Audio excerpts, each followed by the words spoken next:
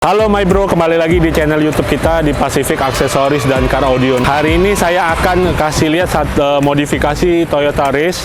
Ini modifikasinya simpel sih untuk Toyota Race atau Daihatsu Rocky. Kita bisa lihat langsung di belakang saya ini ada Toyota Race yang GR yang 1000 cc turbo ya. Oke, kita langsung lihat aja apa aja modifikasinya. Pertama ini baru masuk untuk garnish headlamp yang depan, ini yang black Tivo punya. Jadi hitamnya hitam doff ya untuk lampu depan. Terus di sisi sini untuk door handle dan outer handle-nya juga yang versi black ya. Terus untuk door handle-nya jangan takut, untuk keyless-nya sensor kita masih bisa berfungsi dengan baik. Jadi tidak mengganggu sensor untuk door handle-nya ya. Dan untuk di tank cover-nya juga pakai yang black Tivo. Ini ada tulisan race-nya ya. Untuk Rocky pun ada tulisannya Rocky. Nah, dari belakang ini garnish lampu belakangnya yang versi black Tivo juga. Nah, ini untuk modifikasi simple dari Toyota Race ya.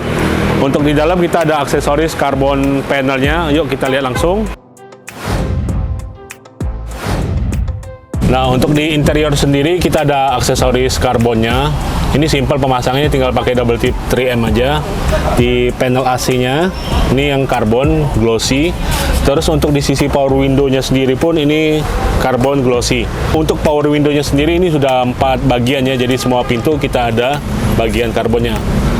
Untuk di bagian samping pintunya sendiri kita juga ada seal plate yang ini kita pakai non lampu ya. Jadi memang tulisan race-nya itu yang warna merah.